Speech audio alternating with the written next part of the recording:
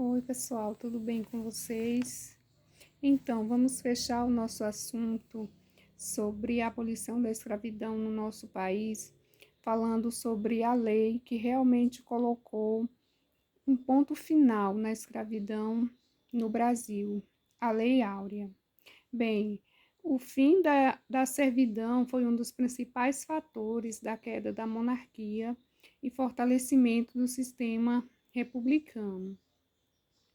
Foi responsável, assim, por estimular os movimentos migratórios da Europa para o Brasil e, ainda como consequência, marcar a nossa pluralidade étnica existente no nosso país.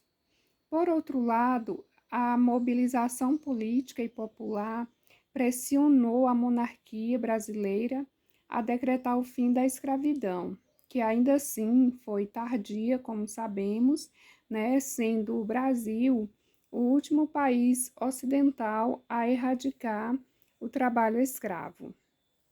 Como sabemos, a escravidão era incompatível com o sistema capitalista. Então, no fim do século XVIII e início do século XIX, esses séculos foram marcados pelo começo da Revolução Industrial e fortalecimento do modo de produção capitalista.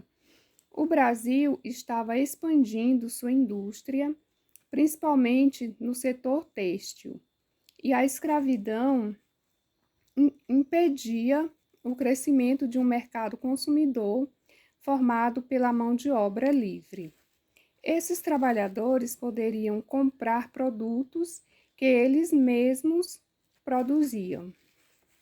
Bem, com a assinatura da Lei Eusébio de Queiroz, pelo menos boa parte da elite deixou de investir no comércio de escravos, passando a aplicar seu capital no setor industrial, fato que aumentou ainda mais a necessidade de trabalhadores assalariados.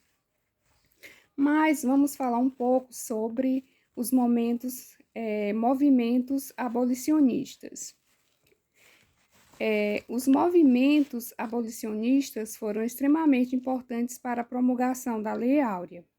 Por conta do fortalecimento do processo de industrialização centrado na região sudeste, eles passaram a ter apoio popular e, principalmente, uma fonte de financiamento.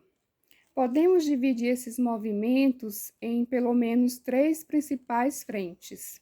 A primeira, e a considerada mais importante, era a resistência dos próprios escravos. Isso porque sempre estavam se rebelando e fugindo das fazendas escravocratas.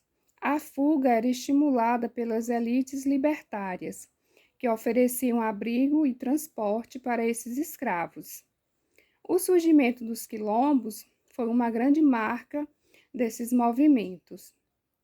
Dentre as frentes libertárias realizadas pelas pessoas livres, temos o movimento jornalístico, né? Podemos citar como exemplo.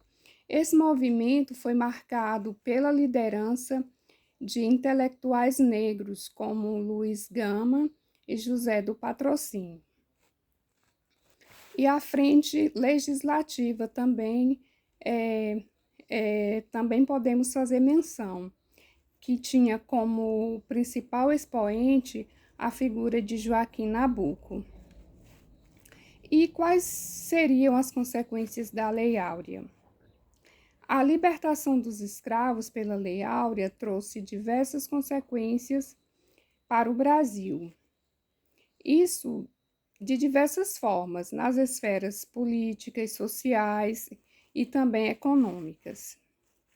A Lei Áurea trouxe a liberdade dos escravos, né? Mas isso não significou a garantia da inclusão social da população negra. A grande maioria dos negros libertados não possuíam acesso a terras para cultivar. Eles também não receberam qualquer tipo de indenização ou amparo do governo e geralmente eram analfabetos que sofriam grande preconceito na sociedade da época.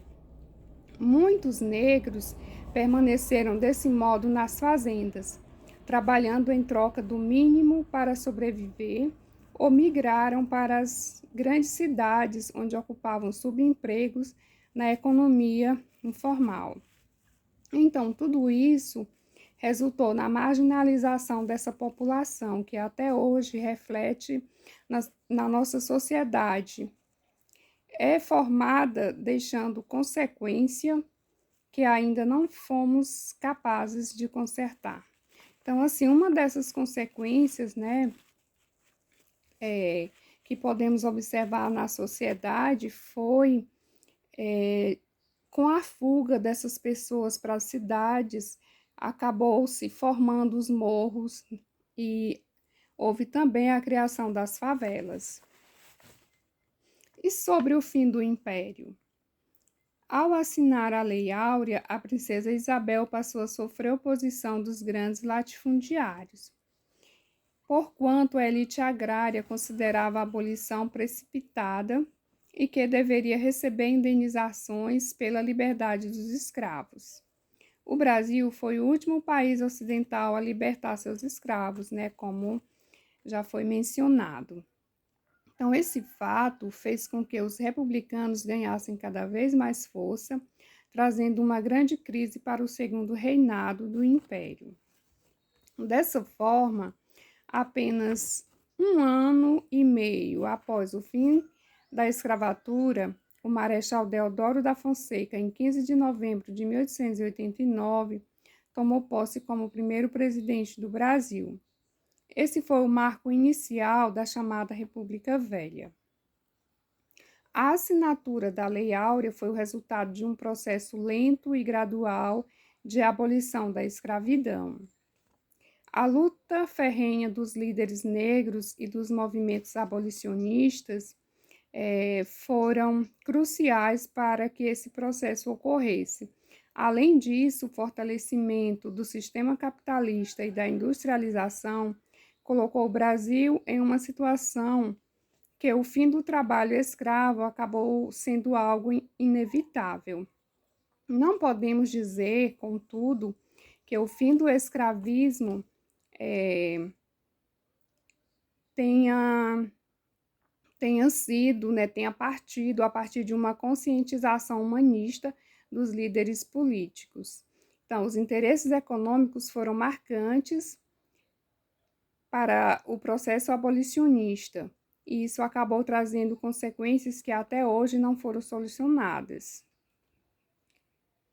O fim da servidão não foi acompanhada de um projeto de socialização, e essas pessoas ficaram marginalizadas. Então, como podemos observar, tudo isso acabou trazendo consequências drásticas para a nossa sociedade. Inclusive, podemos citar tanta diferença social entre pessoas ricas e pobres, né? Entre pessoas que moram nos subúrbios e pessoas que moram em condomínios de luxos, pessoas que acabaram formando, como já mencionei nesse vídeo, as favelas, né? Pessoas marginalizadas ainda por uma consequência da colonização e da escravidão no nosso país. Então, gostaram do conteúdo? Então, curtam o vídeo e se inscrevam no canal. E até o nosso próximo vídeo.